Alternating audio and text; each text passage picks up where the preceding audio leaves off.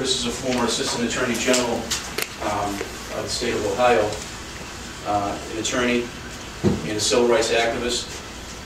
He's an expert in what happened in Franconia in 2007, May 11th, 2007. I showed you the video. You saw the 7-minute video where Bruce McKay chased Liko Kenney and pushed his car into a parking lot there. And then, as we found out later, the ex-Marine came up from the other direction in his pickup truck, took the gun, took the cop wasn't even deceased yet. I think I told you that the guy with the cop was, the tie was on top of the cop's chest, but the cop was still breathing. He took his gun and took Liko Kenney's gun, but he shot Liko Kenney point blank, and then had the other kid come out, put him on the ground on his knees. Well, there's some things the Attorney General of New Hampshire didn't release, and there's kind of a question as to why this wasn't released. And they're still trying to name a section of the highway after this cop up there, which keeps getting shot down by the legislature in New Hampshire. They just don't continue. They don't talk about it anymore. But Chris has a different view on the whole thing, and it's pretty interesting, some of the facts he has to tell us today. Good morning. Good morning. Good morning. As George said, I'm former Assistant Attorney General, and I'm a blogger. I used to be a reporter, and I got involved in this case on the very day that it happened. Ironically, or coincidentally, I was writing a post about the Attorney General's office up there, and I was complimenting her about something.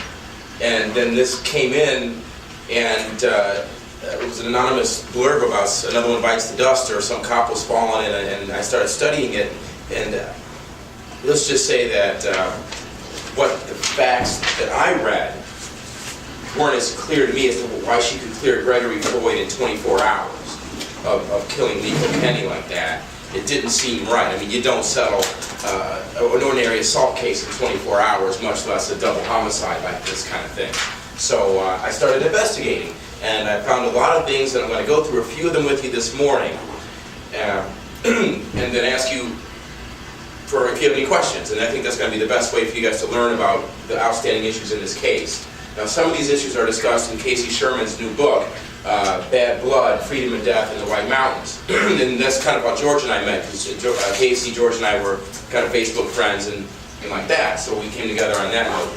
But Casey's book does not go into the type of liability issues that I go into, and there is a former Franconia officer named Brad Whipple up there who totally agrees with me and my assessment of the situation, and Mr. Whipple had told Franconia to fire Bruce McKay 5 years before this ever happened because he was a liability to the community and to the department and to the neighborhood, and to himself. So those are some relevant facts that aren't really discussed that often by the mass media or by the Attorney General's office.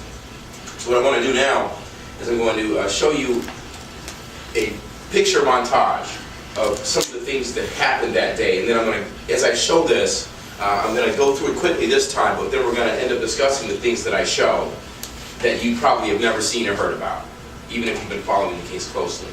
So we'll start now. That was the bumper sticker, and that was a mayoral commendation that I got because of this case, because of my other activities in Nashua. The mayor gave me, which is like the equivalent of the key to the city, because of my investigation of what we're about to see. Okay, there's Gregory Floyd right there, okay? He's the man in charge. All right, he just shot somebody dead, and when the police showed up, he told them, look, watch it, son, I'm quicker than you. So here's Gregory Floyd there. He, no handcuffs, no nothing. Everybody's just kind of standing around chilling, no big deal. They take this guy's word for everything, so he's clearly in charge. Then he ends up going home with one of Liko Kenney's live rounds in his pocket somehow. We don't know how that happened, but anyway. So here's Floyd now. This was a picture I took at his conviction. After this happened, by the way, see, Floyd has an extensive record I'm going to go into in a minute. But after this, he continued to commit more crimes. His neighbor, he threatened with a gun. And so he's convicted. This is April 15th, 2008, which would be, a year after the tragedy. He was convicted of threatening his neighbor with a gun. And so this is when he's convicted, and he's going off the handle, and he's, yelling at people, and these are sergeants and people, these are people in law enforcement that he's attacking in the hallway. then there he is lunging at me. That's his cane, and I took that picture as he's coming at me with this cane. He's all kinds of MFs this and MFs that, and things of that nature.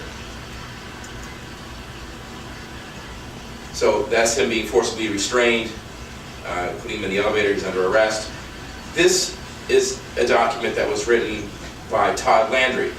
Todd Landry is a state trooper who knew that Bruce McKay had overreacted to a situation involving a few bikers at a local inn up there called Hillwinds. And he basically, cordoned off the area, and he called for much more response than was needed.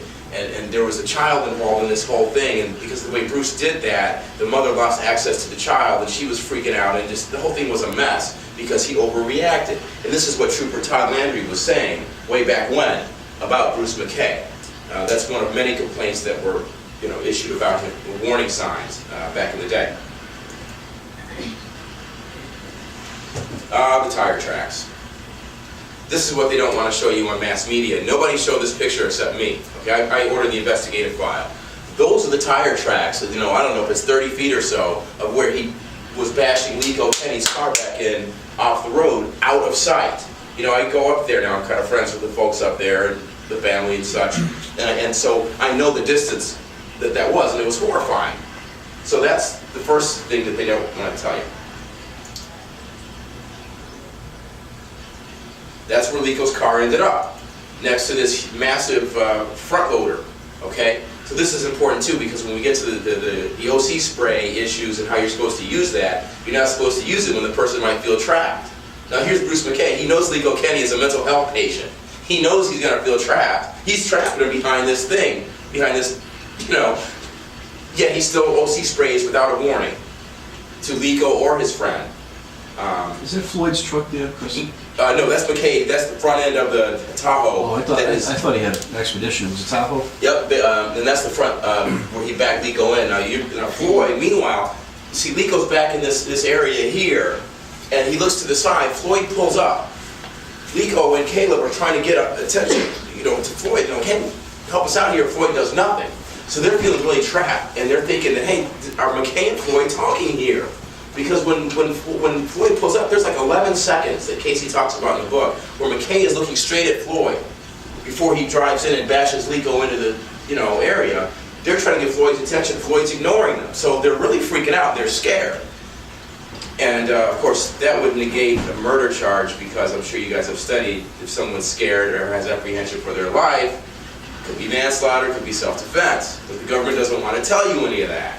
All right, they got to make Liko a cold-blooded cop killer, nothing more, nothing less. All right, and then you see the same thing in the Gregory Floyd has to be the era. All right, and that's it. That's the story. So we'll continue on. There's the OC spray in violation of policy. There's the bullet hole in the windshield. This becomes key. Nobody ever showed you this bullet hole, but if you look at the angle on it coming in like this, it betrays the story that Kelly Ayotte put forward, which was that Floyd is standing next to the window where Caleb is, and he's talking to him and telling Liko to put the gun down. None of this happened, okay?